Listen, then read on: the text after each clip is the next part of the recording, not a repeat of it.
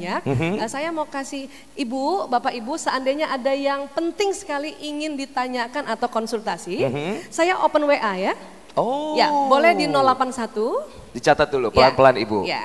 Apalagi laki-laki ini nggak bisa ini ya, nggak bisa melain-lain. Oke, 081. Ya, 80. 80. 80 lagi. 80 berarti 8081 Ya. 8080 76 76 335.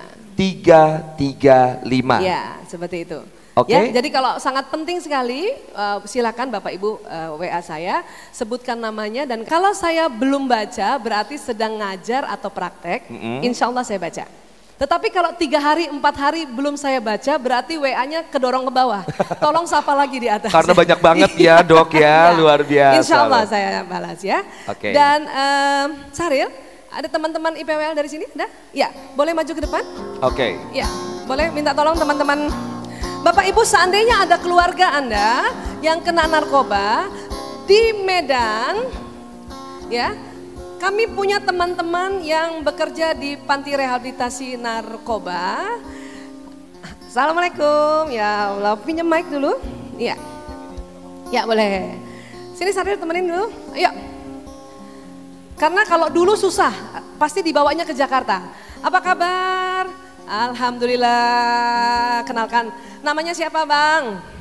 Denny. Bang Denny. Bang Denny, apa nama istilahnya rehabilitasi center di Medan ya? Atau kalau undang-undang menyebutnya IPWL, Institusi Penerima Wajib Lapor. Apa namanya Mas? Medan Bang? Plus. Medan Plus, Masya Allah. Di mana itu? Bertepat di Jalan Jamin Ginting, Pasar 7 Padang. Jamin, Jalan Ginting, Jamin Ginting, Hah? Pasar 7, Pasar 7? Padang Bulan. Padang Bulan, ini ada tempat. Silakan ya, mudah-mudahan kita bisa bantu walaupun itu tetangga kita. Boleh nomor HP? Catat Bu, ini penting sekarang, ini kadang-kadang nggak nyangka tahu-tahu tetangga atau ponakan kena. Silakan, berapa? 0813 0813 ya. 7089 7089 2889. 2889. Ya, gitu ya. Iya, tepuk tangan dulu buat Medan Plus ya Allah. Terima kasih Bro. Terima kasih banyak, terima kasih banyak, terima kasih banyak ya.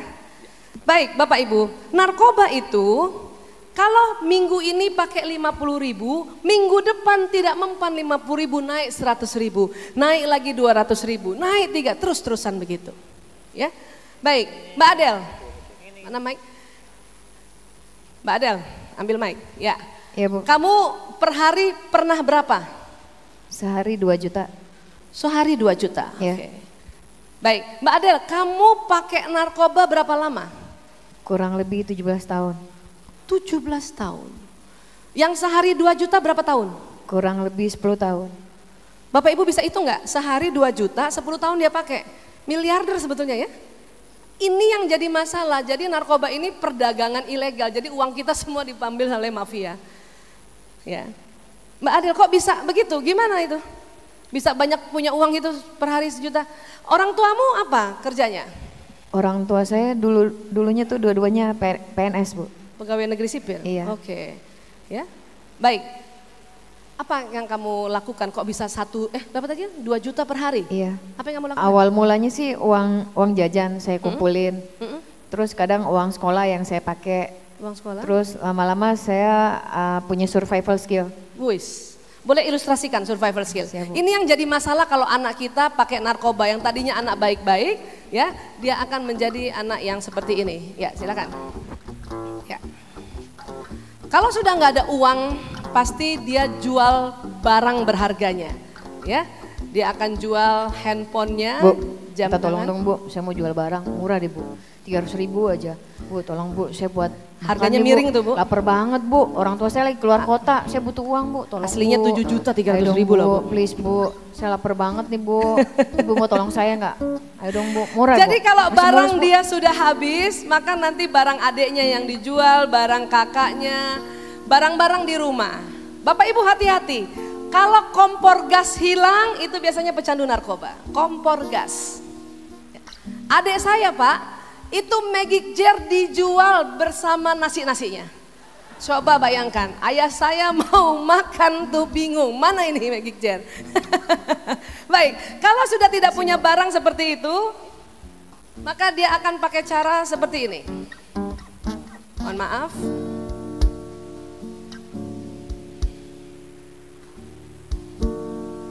Pak, coba diri dulu sini. Maaf ya Pak, maaf ya Pak, maaf ya Pak, ya Allah. Punya handphone? Kena palak Bapak ini.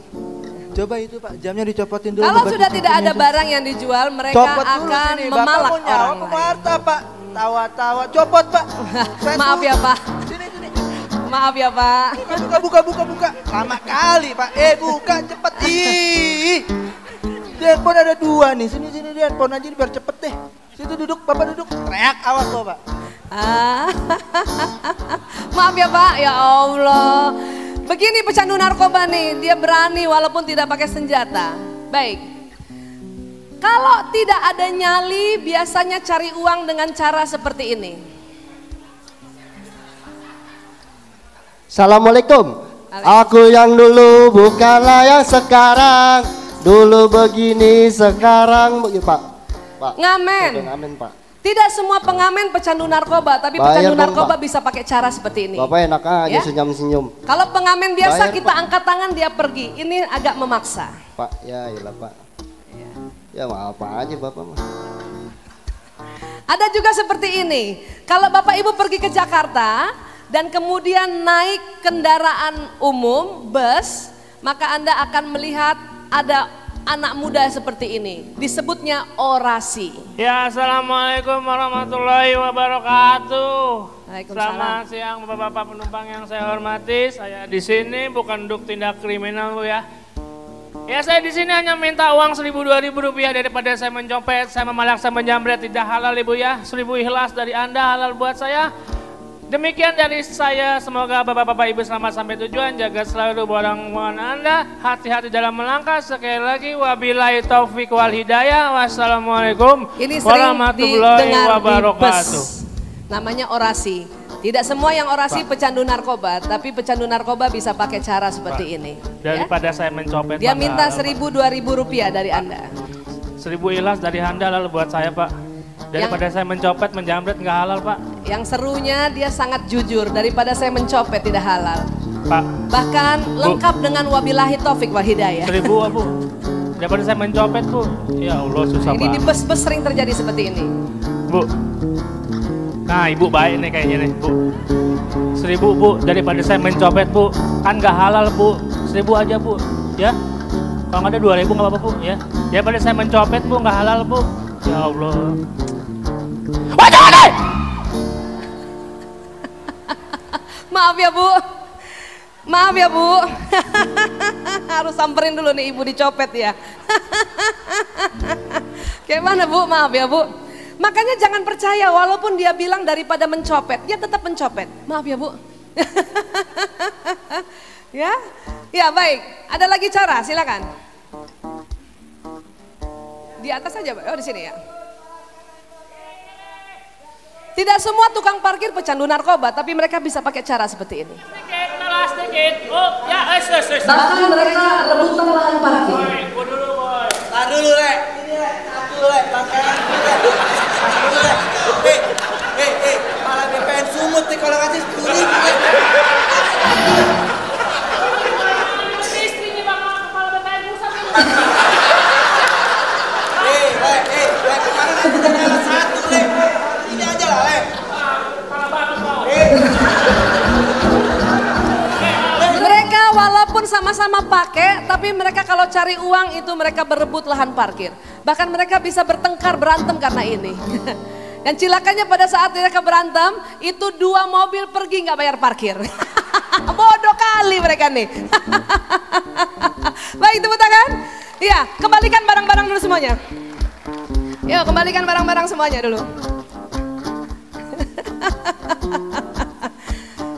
Ibu, tolong dicek ada yang hilang apa tidak. Saya tidak tanggung jawab. Pak, ini dikembalikan, betulkah itu punya Bapak? Coba dicek kembali Pak, Oh, Masya Allah. Bapak Ibu, anak-anak yang baik pada saat dulunya, tapi pakai narkoba maka dia menjadi anak yang punya tindakan kriminal. Adik-adik saya dulu nih anak baik semuanya, betul? Pernah juara nggak waktu sebelum pakai narkoba? Pernah. Pernah juara? Iya. Mbak Adel pernah juara apa sebelum pakai narkoba? Juara lomba nyanyi antar sekolah. Lomba nyanyi antar sekolah. Mas Robi pernah juara apa? Pernah juara lomba baca puisi, Bu. Bahasa puisi? Ya. Antar sekolah juga. Oke. Mas Dona pernah juara apa? Juara 1 lomba cerdas cermat tingkat wali kota Madia. Tingkat wali kota. Allah, sebelum pakai narkoba. Mas Rudi pernah juara apa? Juara lomba azan tingkat wali kota. Lomba azan tingkat wali kota. Mas Roma pernah juara apa?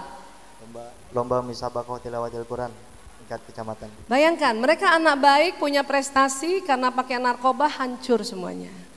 Ya Allah. Tapi alhamdulillah saat ini mereka sudah berobat dan bertobat dan kondisinya seperti ini. Dan karena, boleh tepuk tangan, terima kasih Mbak Bambang mundur di tepuk tangan, Masya Allah.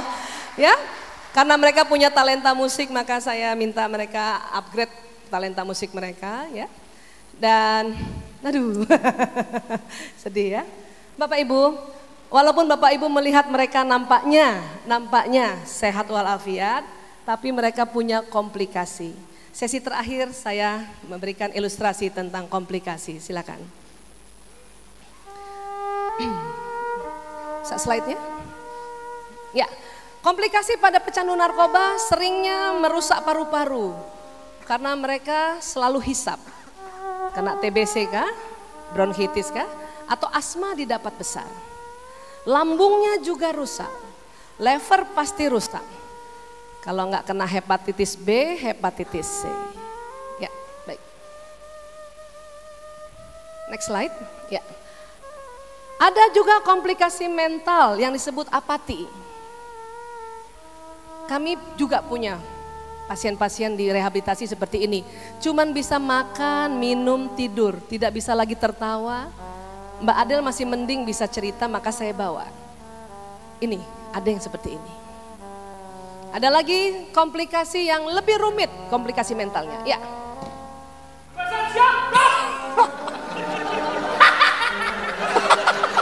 Gangguan jiwa. Banyak yang begini tapi saya tidak bawa karena akan mengganggu kita. Ini agak-agak saja sudah mengganggu. Apalagi yang betulan. Next. Iya bisa. Ya, tolong. Dengar ya, belikan saya 1 kilo bawang putih, 2 kilo bawang merah, 3 kilo cabai hijau. Ya, silakan. Bawang bombay ini berapa, Bu? Nggak ada bawang bombay. 1 kilo bawang putih, 2 kilo bawang merah, 3 kilo cabai hijau. Bawang putih, keren bawang bombay. Dengarnya bawang bombay tadi. Ibu, cabai-cabean berapa kilo? Nggak ada cabai-cabean.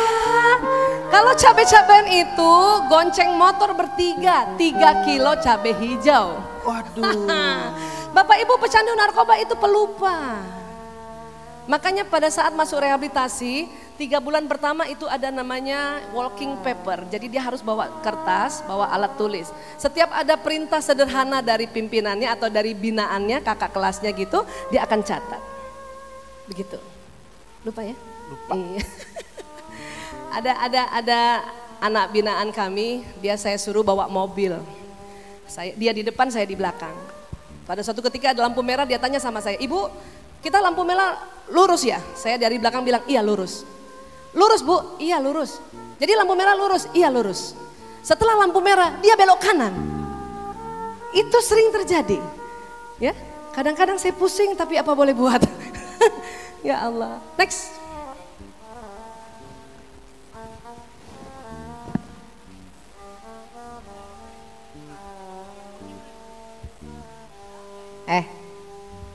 Ngapain lu?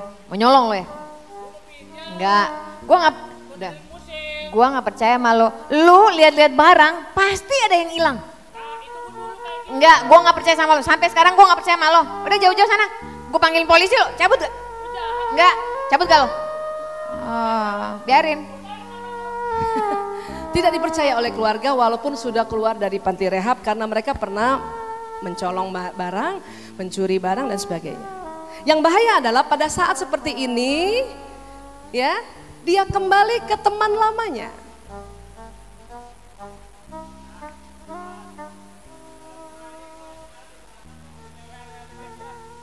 Michael, kenapa muka lo gak enak banget, Kel? Pusing gue. Kenapa sih lo? Lu sekalinya gue lihat begitu, lu biasa kalau ngeliat gue kabur-kaburan lo. Masa Kenapa gue sih? gak boleh dapat kesempatan kedua kayak orang-orang gitu kan? Emangnya kenapa? Gue udah berubah, udah ikut rehabilitasi tuh apa sih yang di itu tuh namanya tuh kan? Ini. Sia-sia hidup gue. Udah, tenang aja kan gue bilang apa yang paling setia tuh gue selalu menemani. Udah gue gak bakal ninggalin lo. Serius. Gue gak doyan sama cowok. Sini. Lagi siapa yang naksir lo sih? Sini. Ini barang masih yang lama, ya kan? Udah lo santai aja Lo jangan, dulu. gue udah berubah. Jangan. Udah lo berubah aja masih di stigma lo. Udah lo pegang aja dulu. Percuma kan? Bener juga lo. Udah, nih hari ini gue kasih gratis lo. Gue temenin lo, gue gak bakalan ninggalin lo. Kan gue bilang gue temen yang setia. Karena dia curhatnya pada teman lama, Tenang, tentu lepasin solusinya semua masalah sama. yang ada, ya enggak? Gue Eh. bilang, ya enggak? Emang kesialan tuh. Kan Hidup gue sialan tuh. iya, lo mendingan lo ikut gue lagi dah, Tapi ya gua kan? kenapa nih? Lo jadi kakuin gitulah. Lo jangan ninggalin gue, Sam. Gua gak ninggalin lo sini, woi. Ya, ngerepotin nih anak nih. Woi. Ya, tar dulu. Bawa barang gak lo? Dompet. Gua gak ninggalin nih, gua nemenin nih. Udah deh. Karena Ya, sudah lama kirim. tidak pakai narkoba waktu direhabilitasi, maka pakai berikutnya walaupun sedikit bisa membuat overdosis.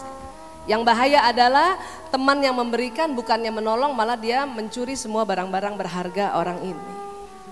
Ini yang sering terjadi. Ya. Next. Shh, udah.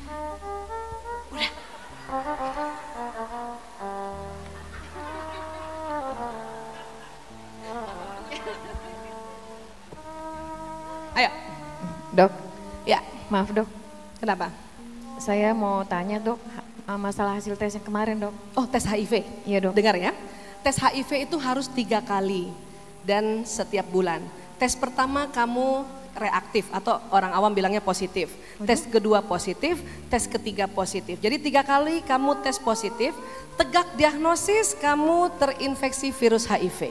Gak mungkin dok, saya tuh udah berhenti lama. Saya kena dari mana dokter? Ya, kamu mungkin waktu pakai narkoba, pakai heroin itu jarum suntik ya, kamu sharing needles gitu sama temen yang sudah kena HIV. Gak mungkin, dokter pasti bohong sama saya. Saya gak mau kena HIV dok. Saya nggak bohong, 3 kali dites kamu positif maka tegak diagnosis. Bapak Ibu, untuk kepentingan seminar dan kepentingan bersama saya mau cerita dan ini atas kerelaan Mbak Adel dan keluarganya. Mbak Adel adalah seorang ODA singkatan, orang dengan HIV AIDS. Di tubuh Mbak Adel ada virus HIV yang merusak daya tahan tubuhnya. Memang HIV menular tapi tidak menular lewat salaman atau memeluknya.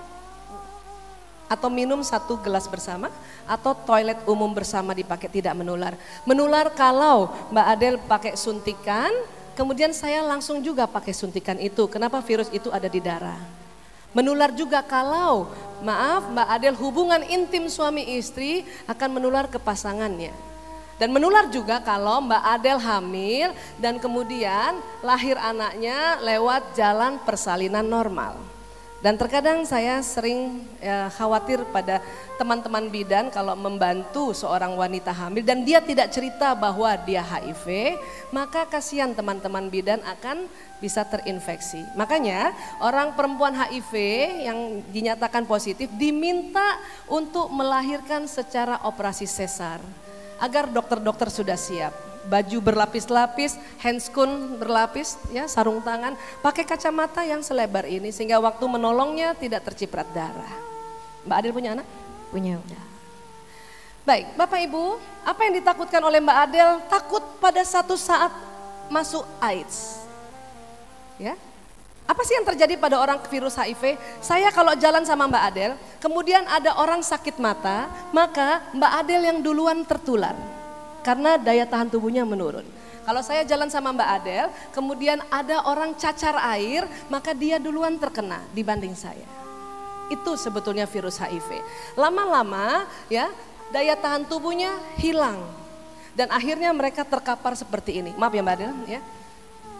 Dan maaf tidak langsung meninggal, 3-5 tahun terkapar seperti ini, akhirnya sering ya mengganggu aktivitasnya sendiri dan aktivitas keluarga. Itu yang dikhawatirkan. Walaupun memang ada obat antiretroviral tapi tidak bisa menghilangkan virus itu. Hanya bisa membuat agar Mbak Adel kalau ke fase ini agak lama. Orang kalau tidak pakai antiretroviral dari kena HIV masuk ke sini 5 tahun, tapi kalau pakai insya Allah 30 tahun masih bisa bertahan. Doakan Bapak Ibu ya. Di Indonesia banyak sekali orang yang seperti Mbak Adel. Mbak Adel. Ya. Mbak Adel berapa bersaudara? 6. Yang pakai narkoba ada berapa?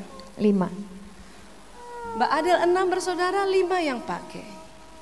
Satu kenapa kok bisa kena, nggak kena? Karena kakak saya yang satu tuh tinggalnya di Bandung, dia kuliah. Oh gitu ya. Yang 5 ini awalnya kamu nggak tahu? Awalnya nggak tahu kalau mereka pakai. Kapan kamu tahu? Taunya pas lagi bokul di tempat BD. Bokul tuh beli ya, bahasa Iya, sana ya. Bahasa selengeannya narkoba ya, bokul ya. Baik, sekarang 5 kondisinya bagaimana? 5 sudah pulih Bu. Termasuk kamu? Iya. Terus? Tapi yang 2 itu udah pulih total. Pulih total, apa maksudnya pulih total? Sudah meninggal dunia. Oh istilah mereka, pulih total itu meninggal dunia ya. 2 orang di antara mereka berlima yang pakai narkoba sudah meninggal dunia. Meninggalnya karena apa? Komplikasi Bu. Karena komplikasi yang tadi juga ya. Tapi untungnya mereka meninggal sudah dalam keadaan berobat dan bertobat, tetapi komplikasi yang tadi ini tidak bisa dihindari. Saya lihat persis perjuangan orang tuanya Mbak Adel luar biasa. Ibunya tidak tahu mau bilang apa, 5 anaknya Masya Allah. Dia pindah rumah terlambat, kenapa? Sudah kena 5. 5-5-nya itu bandarnya ada di kompleks itu, terlambat. Tapi apa boleh buat? Dia hanya sholat terus sampai sholat tahajud nggak pernah putus-putus ya. Akhirnya terselamatkan 5 tapi 2 tidak bisa terselamatkan karena komplikasi. Bapak Ibu, mohon Bapak Ibu jaga anak masing-masing, jaga diri masing-masing. Bapak Ibu mesralah antara Bapak dan Ibu agar anak-anak nyaman di rumah. Kalau sudah kayak mereka susah sekali. Untung kalau bisa berobat seperti ini dan bertobat. Tapi kalau seperti tadi overdosis dan sebagainya, waduh kami susah sekali melihat perkembangan masa depan mereka. Bapak Ibu terima kasih. Dan saya mohon doa, kami juga sedang berupaya untuk mengedukasi narkoba lewat sebuah film agar anak-anak muda mau melihatnya. Apabila nanti di Medan atau di Sumatera Utara, di XX1 di akhir tahun ini ada film judulnya Cukup Gue, nonton ya Bapak Ibu ya? Boleh? Ya tepuk tangan dulu buat usaha kami membuat film Cukup Gue Aja Deh. Film ini kami buat agak lama, sudah 2 tahun, baru selesai 70%. Karena memang kami tidak dibantu sponsor, justru kami meminta masyarakat Indonesia ikut membantu membuat film ini dengan cara membeli merchandise yang sekecil ini. Mudah-mudahan Bapak Ibu juga pada saatnya nanti setelah selesai acara berminat juga. Ya, berarti Bapak Ibu membantu pembuatan film kami. Terima kasih banyak ya. Sekali lagi terima kasih Pak Bambang, terima kasih banyak.